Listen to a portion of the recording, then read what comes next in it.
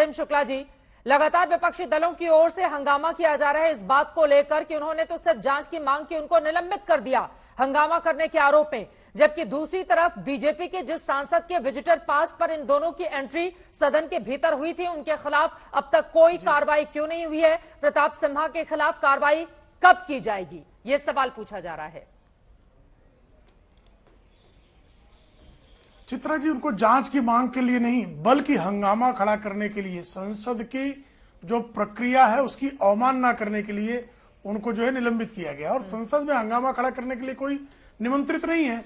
वहां के सदस्यों से सदन की गरिमा का पालन करते हुए जांच की मांग करना उनका जो है अधिकार है, लेकिन सदन की गरिमा का बारंबार अवहेलना करना तो निश्चित तौर पर उसके लिए कार्रवाई उनके खिलाफ होगी।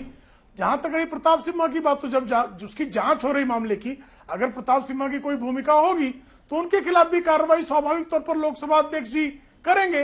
अब ये जो है, चूंकि हर संसद के सत्र के समय हंगामा खड़ा करना ही जिस इंडी अलायंस का ने अपना धर्म मान रखा हो, कभी हिंडनबर्ग के नाम पर, कभी जो है फोन टैपिंग के नाम पर, कभी कुछ लगातार जो है एक ऐसा संसद का सत्र जो है पिछले 5 वर्षों में नहीं बीता है जिसको हंगामे की बलि न चढ़ाया गया हो।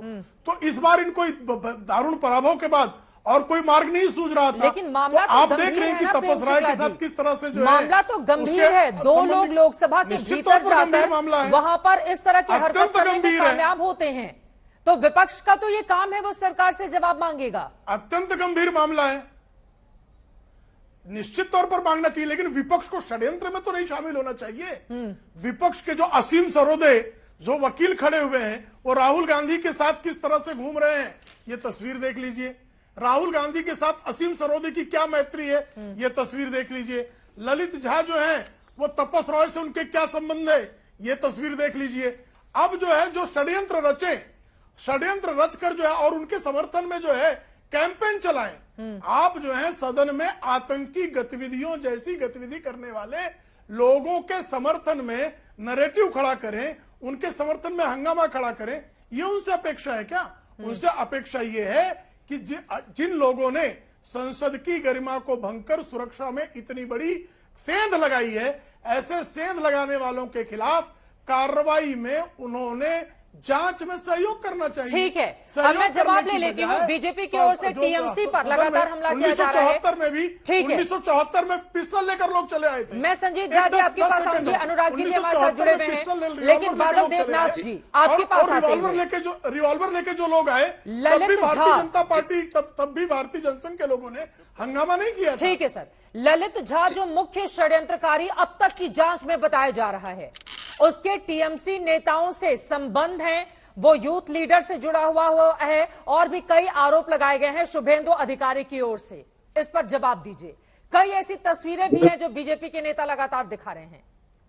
टीएमसी से क्या है रिश्ता आरोपियों का? Good evening madam. Good evening sir. Prem Shukla ji को आज क्या हुआ? बहुत ज्यादा बोल रहा है प्रेम शुक्ला जी। प्रेम शुक्ला जी कैसे है? और दूसरा बात है मैडम तापस राय के साथ और ये ललित क्या है, कौन सा सवाल का उत्तर देना आप बहुत ज्यादा बोलना होता है। ये सवाल का उत्तर देना बहुत ज्यादा बोलना होता है। धमका रहे हैं आप मुझे? सुनिए ना प्रेम शुक्ला जी, क्या हुआ? तो आप मुझे धमका रहे हैं क्या? कॉफी पिया। आप मुझे धमका रहे हैं क्या? मैं ये पूछ रहा हूँ। ये टीएमसी के गुंडे यहाँ भी धमकाएंगे क्या? आज तक के डिबेट में भी टीएमसी के आतंकवादी और गुंडे धमकाएंगे क्या? ठीक है, उनका जवाब सुन लेते हैं। प्रेम शुक्ला जी उनका जवाब, कोई किसी को धमकी नहीं देगा, जवाब दीजिए ना बादल देवनाथ जी। रिश्ता कोई है या फिर रिश्ता नहीं है? सीधा सवाल। ठीक है प्रेम शुक्ला जी बताइए। बादल देवनाथ जी इधर उधर नहीं जाते हुए। जिसका वीडियो अभी आपने दिखा ना, ये शुभेंदु अधिकारी, इसके पास 100 के ऊपर ट्रॉलर, 30 के ऊपर पेट्रोल पंप, 50 के ऊपर होटल। एक डाकैत है, एक डाकैत शुभेंदु अधिकारी, उसका बयान लेके आप नेशनल चैनल पर डिबेट कर रहे हैं। ललित कौन है? तापस राय एक विधायक है, वो अच्छे इंसान है, बुजुर्ग है। और जिसने उसके आरोप लगाया है ऐसा- आप उनको इतनी उससे हल्के में नहीं ले सकते ना सर। आप भी जानते हैं कि नंदीग्राम से ममता बनर्जी को हराकर वो नेता चुने गए हैं। उनके आरोपों पर जवाब देने की बात, वो क्या पेट्रोल पंप है क्या है उस पर नहीं जाते हैं, उनके आरोपों पर जवाब दीजिए ना कि जो आरोप लगा रहे हैं वो गलत है या सही है। एक विरोधी लीडर है जो भाजपा के विरोधी लीडर है जी, जिसके पास करोड़ करोड़ रुपया है, हाँ 5,000 करोड़ रुपया तो धोखाधड़ी से हटा लिया। ये बंगाल के मोहम्मद शाह ने इसको विरोधी लीडर बना दिया बंगाल में। ये शुभेंदु अधिकारी का बयान मत देखा ये आज तक चैनल पर, ये आज तक बड़ा चैनल है, नंबर 1 चैनल है। शुभेंदु अधिकारी झूठ बोलते, हर दिन झूठ बोलते हैं। जिसके पास जो ममता बनर्जी के साथ 20 साल रहा, उसके बाद वो ममता बनर्जी के खिलाफ चले गया, भाजपा में ज्वाइन किया, वॉशिंग मशीन में आ गया और सच्चा आदमी बन गया। और वही तापस राय के खिलाफ जो बुजुर्ग आदमी है, तापस राय अच्छा इंसान है, सब जानते हैं। उसके खिलाफ एक को कौन हंगामा किया, उसका नाम लेकर तापस राय के साथ जुड़ रहे। कोई फेसबुक में देखा, कहां पर देखा, कोई लिंक मिल गया, ऐसा ठीक नहीं है। किसी के साथ किसी का रिलेशन होता है, लेकिन मतलब ये नहीं है कि वो हंगामे के साथ जुड़े हुए हैं। बिल्कुल गलत बात है। शुभेंदु का बात मत सुनिए। ठीक है, मैं तस्वीरें भी देख पा रही हूँ जो ट्वीट किया गया है लगातार भारतीय जनता पार्टी के नेताओं की ओर से। प्रेम शुक्ला जी इस पर जवाब दीजिए, फिर बाकी लोगों के पास जाऊंगी। अगर किसी के साथ कोई फोटो आ गई तो इसका क्या मतलब निकाला जा सकता है? सुकाता मजुमदार ने ये फोटो ट्वीट किया, उसके बाद अमित मालवीय ने इसको रीट्वीट किया है और टीएमसी पर आरोप लगा दिया है। सिर्फ एक फोटो के आधार पर क्या किसी के साथ कोई रिश्ता जोड़ा जा सकता है? जी, सिर्फ एक फोटो नहीं, बहुत सारे उनके अंतर संबंधों की कहानी है उसमें। सिर्फ एक फोटो नहीं है, सिर्फ एक फोटो भी सामने लाई गई है। तपस रॉय के साथ ही नहीं, पश्चिम बंगाल की तृणमूल कांग्रेस की ईवा इकाई के साथ ललित झा का जुड़ाव रहा है। अगर किसी का ललित झा का अगर जुड़ाव है तो इसका उत्तर तो टीएमसी को देना चाहिए। टीएमसी तो अधिकृत प्रवक्ता तक नहीं आपके यहाँ भेज रही भाई। तो टीएमसी जो है, और इन्होंने उत्तर क्या दिया कि शुभेंदु अधिकारी के पास संपत्ति कितनी है। शुभेंदु अधिकारी को अगर कोई संपत्तिवान व्यक्ति है और विपक्ष का नेता है तो उसको बोलने का अधिकार नहीं है। इसका क्या लॉजिक है? चित्रा जी आप मुझे बताइए, इसमें लॉजिक क्या है? अब इनको जो है संपत्ति जो है खुद की ना हो तो इनकी बहुआ मोहित्रा की तरह जो है लाख रुपए जिसकी इनकम हो और विदेशों में दूसरों क्वेश्चन आंसर के लिए जो पैसे ले, ऐसे बहुआ मोहित्रा भ्रष्ट सांसद को है सिर पर चढ़ा के कर लेंगे। तो मैं नहीं, अनुराग भदौरिया जी, प्रेम शुक्ला जी का कहना है कि सिर्फ हंगामा करना है इनका मकसद है। और बीजेपी के तमाम नेताओं की ओर से इतिहास का भी हवाला दिया गया है कि जब भी इस तरह का कोई मामला आया है, बीजेपी ने बजाय इस पर राजनीति करने के मामले को गंभीरता से लिया और सरकार का तब सहयोग किया था। लेकिन आज का विपक्ष सिर्फ आरोप लगाकर हंगामा खड़ा करना उसका मकसद है। देखिए, ये देश के अंदर में जब से भारतीय जनता पार्टी की सरकार आई है, एक नई परंपरा शुरू हुई है। पार्लियामेंट के अंदर में इन्हें याद होगा, आदरणीय अरुण जेटली जी, सुषमा जी, महीनों पार्लियामेंट बंद होती थी, तब तो ये पार्लियामेंट के लिए बहुत चिल्लाते थे। आज जब विपक्ष अपने अधिकार के लिए, जनता के अधिकार के लिए आवाज उठाता है पार्लियामेंट के अंदर में, अगर वो महंगाई बेरोजगारी पे आवाज उठाता है तो पार्लियामेंट से बाहर फेंक दिया जाता है। अगर सुरक्षा के मुद्दे पे आवाज उठाता है तो पार्लियामेंट के बाहर फेंक दिया जाता है। महिलाओं के मुद्दे पे आवाज उठाता है, चाहे मणिपुर की हो, चाहे पहलवान महिलाओं के न्याय दिलाने के लिए आवाज उठाता है तो पार्लियामेंट से बाहर किया जाता है। इसके मतलब विपक्ष जैसी आवाज उठाएगा जनता के लिए, जनता के मुद्दों की आवाज उठाएगा, पार्लियामेंट से बाहर फेंक देंगे। ये नया लोकतंत्र है क्या? पहली बार ये लोकतंत्र देखने को मिल रहा है। दूसरी बात, अरे भैया फोटो पे दिखाओ सांसद जिसने पास बनाया है, उसमें लिखा होता है, जब आप पास बनाते हो तो लिखते हो कि हम इस व्यक्ति को व्यक्तिगत रूप से जानते हैं, इसकी सारी जिम्मेदारी मेरी है। ये लिखा होता है जब एमपी पास बनाता है किसी के लिए पार्लियामेंट जाने के लिए, तो क्या वो सांसद व्यक्तिगत रूप से जानता है? क्या सारी जिम्मेदारी लेता है? तभी तो उसने साइन किया। तो उस एमपी को बुलाओ, उस एमपी की इंक्वायरी करो कि वो व्यक्तिगत रूप से जानता है। तो फिर जब व्यक्तिगत रूप से इधर उधर कहाँ भाग रहे हो, क्या इधर उधर भाग रहे हो? अरे वो एमपी कह रहा है कि मैं व्यक्तिगत रूप से जानता हूँ, जो फॉर्म में साइन कर रहा है, पास बना रहा है, तो इधर उधर जाने की जरूरत क्या है? उन्हीं से पूछताछ करो ना, उनके खिलाफ कार्रवाई करो ना, उन्हें बुलाओ, उन्हें बैठाओ। उनको बचाने के लिए आप विपक्ष में उंगली उठा रहे हो, कमाल है भाई। अगर खुदा ना खास्ता ये चिट्ठी अगर विपक्ष के किसी नेता ने लिखी होती तो ये कपड़े फाड़ रहे होते, अभी तक हल्ला मचा रहे होते, पूरे हिंदुस्तान में एक ऐसा माहौल बनाते कि विपक्ष देखिए हमारे पार्लियामेंट के अंदर किस तरह के लोगों को भेज रहा है, ये माहौल बनाते। आज इनका नेता है, सांसद है, और उसने चिट्ठी बना के पास बनाए हैं, और ये उसको इधर कहानी बना के उसको 1974 में 1999 की बात करके आप आज की बात खत्म करना चाहते हो, 2014 में आपने। ठीक है, नहीं, एक मिनट, पूरी बात पूरी 2014 नहीं, सुनिए 2014 मैंने आपको चलिए क्या होता नहीं हुई ना, ये इतिहास में जीने की इनकी आदत हो गई है।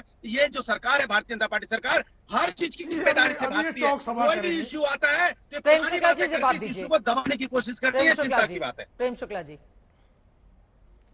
जी जी देखिए, ये सत्य नहीं कि लोकसभा अध्यक्ष जो हैं वो पार्लियामेंट के कस्टोडियन हैं। जांच कौन करेगा? लोकसभा अध्यक्ष करेंगे। और प्रताप सिन्हा ने अगर पास इश्यू किया है तो लोकसभा अध्यक्ष स्वाभाविक तौर पर उनकी भी जांच करेंगे। हर किसी की जांच होगी। जांच से कौन भाग रहा है? जांच से कोई नहीं भाग रहा, लेकिन संसद में हंगामा खड़ा करके, संसदीय नियमों की अवहेलना करके, जिस तरह से संसद की गतिविधियों को, कार्रवाई को बाधित करने का सतत 5 वर्षों से, पिछले 10 वर्षों तक के फिर बीच में चिल्लाने लगे। ये आप ये इनको क्यों बुला के लेती? मेरी समझ से बाहर है। जी प्लीज। लगातार ये तरीका, ये इंडिया अलायंस का एक हंगामा यहाँ भी होता है। ये न संसद को ठीक से चलने देना चाहते हैं, न चैनल की बहस को ठीक से चलने देना चाहते हैं। भाई मैं 1974 का जिक्र क्यों नहीं करूंगा? रिवॉल्वर के साथ अगर फिर देखिए बोलने लगे चित्रा जी, ये क्या तरीका है? देवनाथ जी प्लीज उनको बोलने दीजिए। आप लोग सरकार से जवाब मांग रहे हैं तो बीजेपी के प्रवक्ता को जवाब देने दीजिए। संजीव झा जी भी आम आदमी पार्टी के विधायक देर से बैठे हुए हैं, आशुतोष जी भी बैठे हुए हैं, तरीका ठीक नहीं है। धीरेन्द्र जी भी अपनी बात कहना चाह रहे हैं। आप जवाब सुन लीजिए प्लीज। आप लोग जवाब चाहते हैं तो जवाब सुनने का धैर्य दिखाइए। जवाब सुनना नहीं है। हाँ ठीक है, जल्दी से प्रेम शुक्ला। देखिए, षड्यंत्रकारी जवाब कैसे सुनेंगे? ठीक है, बोले। षड्यंत्रकारी आपराधिक वृत्ति के लोग जवाब सुन ही नहीं सकते हैं। देखिए 1974 में जब रिवॉल्वर पकड़ी गई, इसके पहले जब भी जो है संसद में हंगामा हुआ तो जांच और जो है उसके पर उत्तर किसने दिया? उस संदर्भ में बयान किसका है? लोकसभा अध्यक्ष का आया। लोकसभा अध्यक्ष ने गृह मंत्री जी को पत्र लिखा है।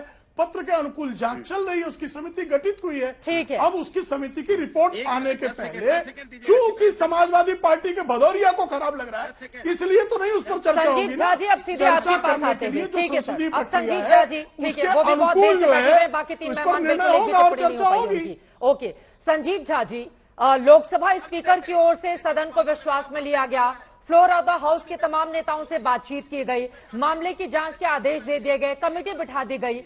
अब इन तमाम बातों को लेकर के नेताएं और सदन में बयान दे, सब कुछ जब जो लोकसभा के स्पीकर हैं वो कर रहे हैं, तो इस बात को लेकर इतना हंगामा खड़ा करके सदन की कार्रवाई बाधित करने की क्या जरूरत है?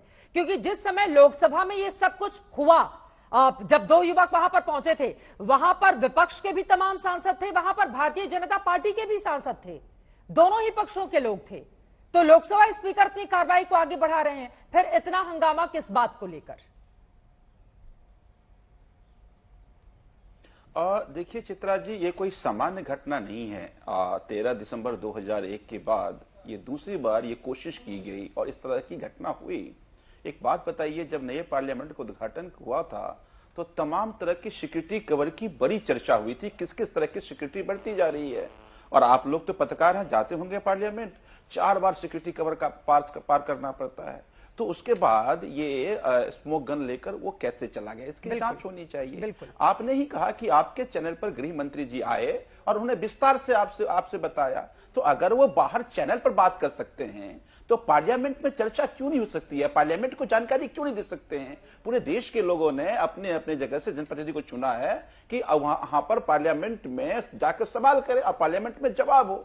देखिए एक बात मानिए कि ऑल लोकतांत्रिक सरकार है, इनको ना तो बाहर सवाल पसंद है और ना अंदर सवाल पसंद है। बाहर सवाल करो जेल भेज देंगे, अंदर सवाल करो निलंबित कर देंगे। और निलंबन भी कैसा कि जो संसद सदस्य सदन में नहीं था उसको भी निलंबन कर दिया। इतनी अफरा तफरी क्यों है? या कोई डर है? क्या छुपाया जा रहा है और क्यों छुपाया जा रहा है?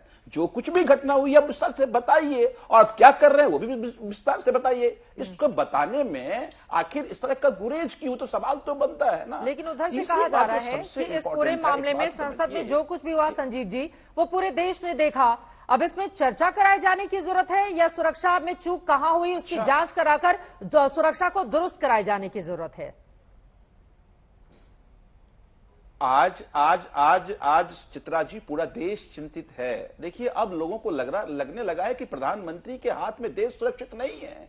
कल तो मणिपुर की बात हो रही थी, आज पार्लियामेंट जो सबसे सिक्योर जगह है वहां कोई व्यक्ति अगर घुस सके इस तरह से कर सकता है, तो देश के लोगों की चिंता तो है ना। तो अगर देश के लोगों की चिंता है तो आखिर गृह मंत्री क्यों नहीं सदन में बोल रहे हैं?